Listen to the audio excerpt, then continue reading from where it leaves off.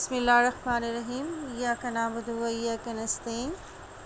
السلام علیکم، 9th class. ہم آج کرنل محمد خان کا تحریر کردہ سبق قدر ایاز یہ شروع کرنے جا رہے ہیں۔ کرنل محمد خان کا مختصر سا تعارف، ان کے نام سے پتہ چل رہا ہے کہ وہ کرنل تھے اور چکوال میں پیدا ہوئے تھے۔ گو کہ وہ فوج میں تھے، اس کے باوجود ان کا جو ہے وہ لٹریچر کی طرف بہت زیادہ رجحان تھا۔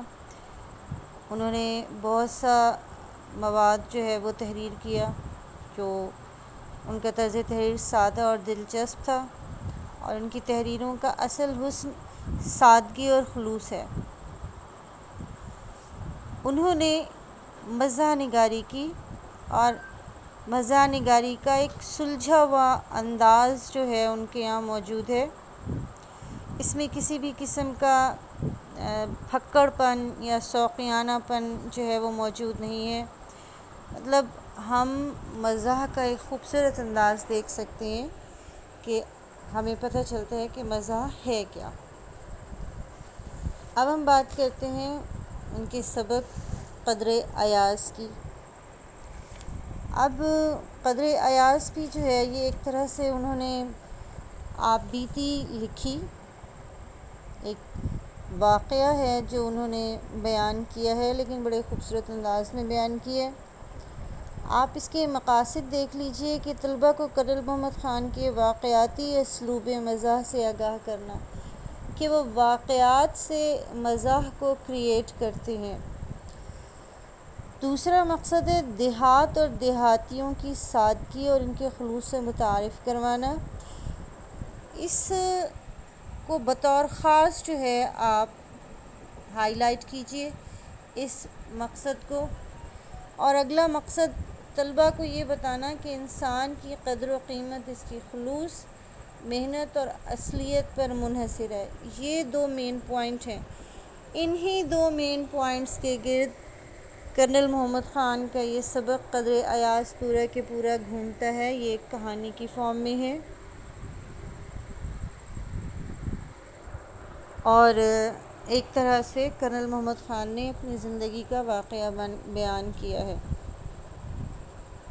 تو چلیں دیکھتے ہیں کہ کرنل محمد خان کہتے کیا ہیں۔ کرنل محمد خان کہتے ہیں کہ اب یہاں بھی انہوں نے، جیسے میں نے پچھلے والے سبق امتحان میں آپ سے کہا تھا نا کہ صیغہ متکلم استعمال ہوا ہے، اب آپ یہاں دیکھیں کہ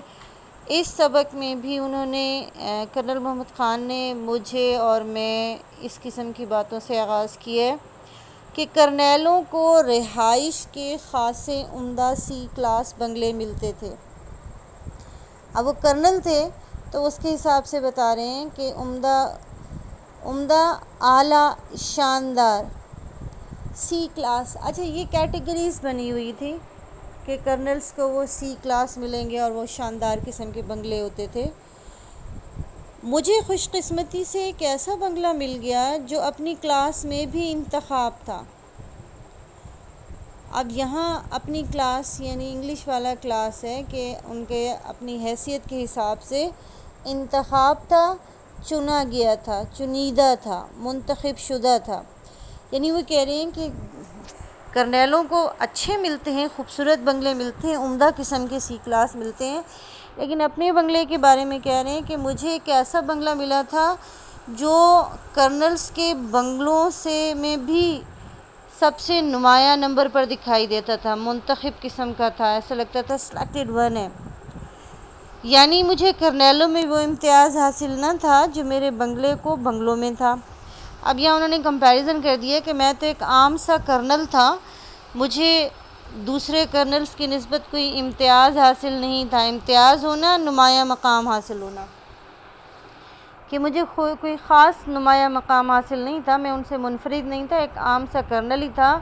لیکن میرا بنگلہ جو ہے وہ تمام بنگلوں میں سب سے منفرد، سب سے نمایاں اور سب سے اعلیٰ مقام کا تھا۔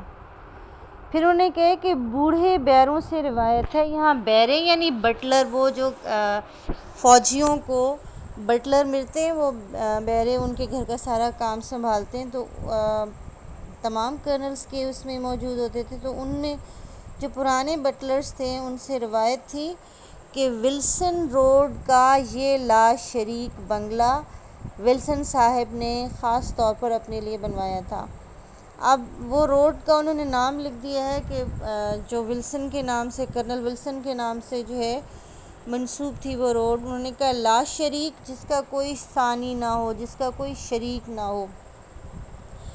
اب کیا ہے، وہ بس کی ہسٹری بیان کر رہے ہیں کہ دراصل یہ بنگلہ جو تھا، جو جس کا حدود اربہ یہ ہے کہ ولسن روڈ پر پایا جاتا تھا، یہ بنگلہ ولسن، کرنل ولسن نے خاص طور پر اپنے لیے بنوایا تھا۔ اب ظاہر ہے یہ پاکستان بننے سے پہلے کی بات ہے، انگلینڈ سے وہ کرنل صاحب آئے تھے، تو باقی مقامی کرنلز کی نسبت انہیں زیادہ مقام حاصل تھا، بطور خاص انگلینڈ سے آئے تھے، تو انہیں نے اپنے لیے خاص طور پر بنگلہ بنوایا تھا، دوسرے لوگوں سے ہٹ کر، دوسرے کرنل سے ہٹ کر، اس لیے جو ہے یہ اتنا شاندار تھا۔ پھر انہوں نے کہا کہ یہ بنگلہ کم و بیش 2 ایکڑ قطع زمین میں واقع تھا۔ اب یہ اس بنگلے کا پہلے حدود اربہ بتایا کس جگہ تھا، اب وہ اس بنگلے کی پیمائش بتا رہے ہیں کہ وہ کتنا بڑا تھا اور کیسا تھا۔ تو وہ بنگلہ جو تھا کم و بیش کم از کم 2 ایکڑ پر، ایک پیمانہ ہے پیمائش کا، قطع زمین پر، قطع کہتے ہیں ٹکڑے کو، یعنی یہ بنگلہ جو تھا، سیدھی سی بات کہنا وہ یہ چاہ رہے ہیں کہ اس بنگلے کی جو ہے لمبائی اور چوڑائی، وسعت جو ہے وہ اتنی زیادہ تھی کہ یہ مرلوں یا کینالوں پر مشتمل نہیں تھا، بلکہ 2 ایکڑ پر مشتمل تھا، 2 ایکڑ زمین پر پھیلا ہوا بنگلہ تھا۔ یعنی قسام ازل نے ہی اسے خاصا شاہانہ طول و عرض بخشا تھا۔ قسام ازل کا مطلب ہے ازل کے دن سے ہی، ازل کے دن سے بانٹنے والا، قسام ازل، ازل کے دن سے بانٹنے والا، یعنی کون؟ اللہ۔ اسے خاصا شاہانہ، شاہانہ کا مطلب ہوتا ہے بادشاہوں جیسا، طول اور عرض، طول کہتے ہیں لمبائی کو اور عرض کہتے ہیں چوڑائی کو، یعنی وہ کہہ رہے ہیں کہ اس کو جو ہے اللہ تعالیٰ نے جو ہے اس کو فطری طور پر خوب بڑا، خوب وسیع جو ہے وہ بنایا تھا۔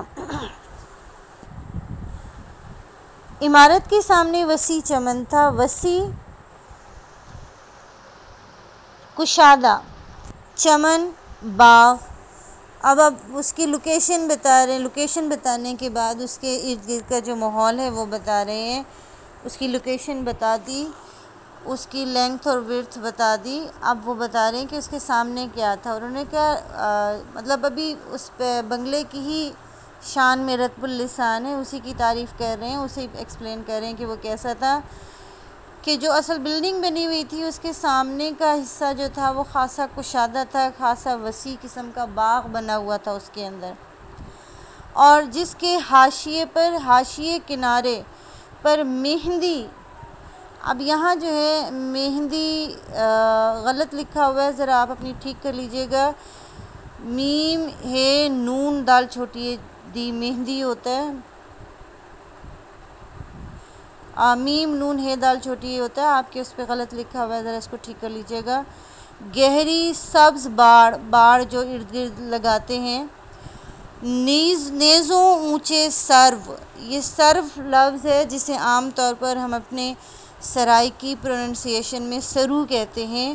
نیزہ چونکہ بالکل سٹریٹ ہوتا ہے، اس لیے وہ یہ بتا رہے ہیں کہ نیزوں اونچے سرو، یعنی خوب اونچے سرو کے درخت تھے، یعنی اس کے گھر جو 2 ایکڑ کا بنگلہ تھا، اس کی جو عمارت تھی، عمارت کے سامنے احاطے کے اندر، یعنی باہر نہیں بلکہ احاطے کے اندر ہی 2 ایکڑ میں ہی جو اوریجنل عمارت بنی ہوئی تھی، اس کے سامنے بہت وسیع، بہت بڑا سا ایک باغ بنا ہوا تھا، جس کے اندر جو ہے انہوں نے مہندی کی باڑ لگا کر اس کی پارٹیشن کی ہوئی تھی اور وہ بہت گہرے سبز رنگ کی تھی، اور اس کے ساتھ ساتھ جو ہے خوب اونچے اور سیدھے سرو اور سفیدے کے پیڑ لہلہاتے تھے، پیڑ درخت لہلہانا، ہوا سے جھوم جانا، ہوا سے لہرا جانا، یعنی ایک تو مہندی کی باڑ لگی ہوئی تھی، پھر سرو اور سفیدے کے سیدھے اور اونچے اونچے درخت تھے جو ہوا کے ساتھ جھومتے تھے۔ چمن میں جا بجا سرخ و سفید گلاب کے پودے تھے، جا بجا جگہ جگہ، سرخ یعنی لال اور سفید یعنی سفید، سفید کو جو ہے سفید بھی کہا جاتا ہے، ہم اردو میں سفید کہتے ہیں، لیکن پرشین میں، فارسی میں اسے سفید کہا جاتا ہے۔ گلاب کے پودے تھے، یعنی وہ جو باڑ لگی ہوئی تھی اور وہ جو احاطہ بنایا ہوا تھا، پارٹیشن کی ہوئی تھی، اس میں جگہ جگہ سرخ اور سفید رنگ کے گلاب کے پودے تھے اور وہ ان میں پھول خوب نکلا کرتے تھے۔ الغرض ہمارے بنگلے کا مزاج ہر زاویے سے امیرانہ تھا، ہر زاویے سے، ہر طرف سے، ہر اینگل سے، یعنی اس بنگلے کو دیکھ کر ہی لگتا تھا کہ یہ کسی امیر کبیر شخص کا، یا امیر کبیر کرنل کا، یا بہت ممتاز قسم کے کرنل کا جو ہے وہ بنگلہ ہے، امیروں والا اس کی لک تھی، امیروں والی شان تھی۔ مقابلے میں ہمارے اثاثے مال اسباب، یعنی انہوں نے پہلے اپنے بنگلے کا جو ہے وہ مکمل تعارف کروایا، پھر اب ان کے اپنے پاس جو مال اسباب تھا، جو فرنیچر وغیرہ تھا، اس کے بارے میں وہ بات کر رہے ہیں کہ بنگلہ تو بہت ہی خوبصورت تھا، بہت امیرانہ طرز کا تھا، اس کے مقابلے میں کمپیریٹیولی ہمارے پاس جو مال اسباب تھا، جو فرنیچر وغیرہ تھے، کہ تیور کہتے ہیں مزاج کو، ہر چند کہ خاک سارانہ تھے، خاک سارانہ عاجزانہ، یعنی ہمارے پاس کوئی اتنے زبردست قسم کا فرنیچر موجود نہیں تھا، مال اسباب اتنی زبردست قسم کا نہیں تھا جو اس بنگلے کے شایان شان ہوتا۔ تاہم پھر بھی ہم اپنے مکان کی شان کے پیش نظر ہم نے جوں توں کر کے ہر کمرے کے لیے ایک قالین یا دری پیدا کر لی، یعنی بنگلے کی شان جو تھی وہ بہت اونچی تھی، اس لیے انہوں نے کہا کہ جیسے بھی، تاہم پھر بھی ہم نے اپنے بنگلے کی شان کے حساب سے جیسے تیسے کر کے، جوں توں کر کے، جس طرح بھی ہو سکا، اس کے ہر کمرے کے لیے کسی کمرے میں قالین ڈال دی اور کسی کمرے میں جو ہے وہ دری خرید کے بچھا دی۔ اگرچہ اس کار خیر کا بیشتر اجر مقامی کباڑیے کو ملا، اگرچہ اس کار خیر کا اچھے کام کا، اب کون سا اچھا کام؟ انہوں نے ہر کمرے میں دری یا قالین ڈالی تھی، اس اچھے کام کا بیشتر، زیادہ تر اجر، ثواب، صلہ مقامی کباڑیے کا، کباڑیا کہتے ہیں پرانا سامان فروخت کرنے والے کو، یعنی وہ کہہ رہے ہیں کہ اس کوشش میں اس کا زیادہ تر ہم نے جو ہے پرانا سامان جو فروخت کرنے والا کباڑیا تھا، وہاں سے ہم نے سامان خریدا اور اس کو ڈرائی کلین وغیرہ کروا کے دریاں اور قالین وہ ہر کمرے میں پہنچا دیے۔ انہوں نے کہا کہ ہم نے گو کہ اس کے بنگلے کے شان کے حساب سے سامان تو پیدا کر لیا، لیکن وہ بالکل نیا نکور سامان نہیں تھا، ہم نے زیادہ تر سامان جو ہے شہر میں موجود کباڑیے سے خریدا، جو پرانا سامان سیل کرتا تھا، وہاں سے خرید کے اس کی مرمت وغیرہ کروا کے، اس کی پالش کروا کے، اس کی دھلائی وغیرہ کروا کے اسے کمروں میں سجا دیا۔ علاوہ ازیں مناسب فرنیچر بھی حاصل کر لیے۔ اسی طرح انہوں نے کہا کہ ہم نے مناسب قسم کا نہ صرف دریاں اور قالین جو ہے کباڑیے سے لیے، بلکہ ہم نے فرنیچر کا بندوبست بھی کر لیا۔ اب وہ آتے ہیں کہ سلیم میاں جو ابھی میٹرک کے امتحان سے فارغ ہوئے تھے، دوسرے کرنیل زادوں کی طرح اور ان کے ہمراہ بے فکری سے بیڈمنٹن کھیلتے اور سر شام ہی دوستوں کے ساتھ ٹیلی ویژن کے سامنے جم جاتے۔ اب یہاں وہ بتا رہے ہیں سلیم میاں، مطلب یہ ہے کہ وہ کرنل محمد خان اپنے بیٹے سلیم کے بارے میں بات کر رہے ہیں کہ وہ میٹرک کے امتحان سے فارغ ہوئے تھے۔ ابھی یہ وہ زمانہ تھا جب بچے میٹرک کے امتحان سے جب فارغ ہوتے تھے وہ بہت انجوائے کیا کرتے تھے۔ آج کل تو بچے میٹرک کے امتحان دیتے ہیں اور فوراً جو ہے وہ آن لائن کلاسز لینے لگتے ہیں یا ان کا ایڈمیشن کرا دیا جاتا ہے، لیکن پہلے زمانے میں میٹرک کے امتحان کے بعد بچے 2-3 مہینے مکمل طور پر فارغ ہوتے تھے، پڑھائی لکھائی سے دور ہوتے تھے۔ اس دوران وہ کچھ اور کام کر لیا کرتے تھے، کچھ اور چیزیں سیکھ لیا کرتے تھے، کچھ اور ہنر سیکھ لیا کرتے تھے۔ تو یہ وہ بتا رہے ہیں کہ میٹرک کے امتحان سے اس وقت 9th اور 10th کا اکٹھا امتحان ہوتا ہے، جیسے آپ کے جو جونیئرز ہیں، نہیں آپ لوگ 9th کلاس، جیسے آپ کا اکٹھا ہوگا نا 9th کلاس اور 10th کلاس کا، ہم اس کہیں گے میٹرک کا امتحان، تو یہ اس وقت بھی 9th 10th کا اکٹھا ہوتا تھا، تو وہ وہاں سے فارغ ہوئے تھے، یعنی امتحان دے کر فارغ ہوئے تھے، رزلٹ نہیں آیا تھا ابھی۔ دوسرے کرنیل زادوں کی طرح، کرنیل زادے یعنی کرنل کے بیٹوں کی طرح، کیونکہ یہ بھی کرنل کا بیٹا تھا سلیم بھی، تو وہ دوسرے کرنیلوں کے بیٹوں کے ساتھ ان کی طرح، ان کے ہمراہ یعنی ساتھ ان کی طرح اور ان کے ساتھ مل کر بے فکری سے، یعنی انہیں کسی قسم کی فکر نہیں تھی، بیڈمنٹن کھیلتے تھے، یعنی سارا دن وہ مختلف قسم کے کھیل کھیلتے جن میں بیڈمنٹن بھی شامل تھا، اور سرے شام ہوتے ہی دوستوں کے ساتھ ٹیلی ویژن کے سامنے جم جاتے، یعنی اپنے دوستوں کے ساتھ اس زمانے میں جس وقت کی وہ بات کر رہے ہیں، اس زمانے میں ٹیلی ویژن نیا تھا، اور اس زمانے میں ٹیلی ویژن کا جو ہے میرا خیال ہے شام کے 3-4 بجے آغاز ہوتا تھا اور رات 11 بجے تک وہ اختتام ہو جاتا تھا۔ تو وہ شام ہوتے ہی یعنی جیسے ہی ٹیلی ویژن کا آغاز ہوتا تھا وہ ٹیلی ویژن کے سامنے جم جاتے تھے، یعنی بیٹھ جاتے تھے۔ کیا مجال جو کوئی غیر اس مشاہدے میں مخل یا شریک ہو، یعنی پھر کسی کی یہ ہمت نہیں تھی، کیا مجال کسی کی ہمت نہیں تھی جو کوئی غیر یعنی پرایا اس مشاہدے میں یعنی دیکھنے کے عمل میں مخل ہو، دخل دے، یا شریک ہو یا اس میں شامل ہو سکے، یعنی دوستوں کے ساتھ مل کر وہ ٹیلی ویژن دیکھا کرتے تھے، اور اس کے دوستوں کے علاوہ باہر کا کوئی شخص نہیں ہوتا تھا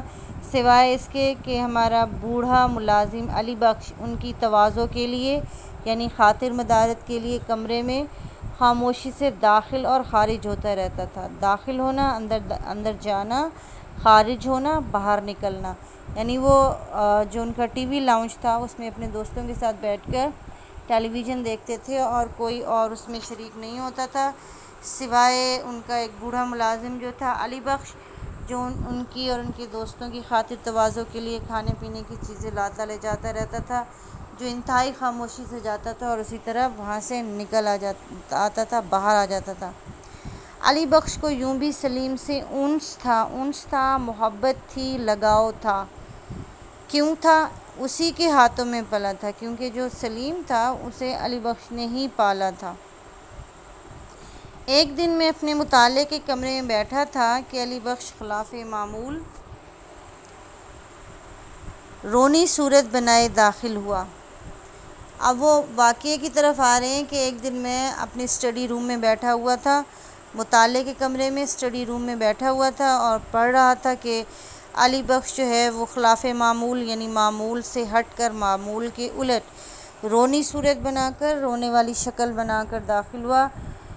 وہاں کمرے میں داخل ہوا۔ وجہ گرانی پوچھی تو کہنے لگا، وجہ گرانی ناراضگی کا سبب پوچھا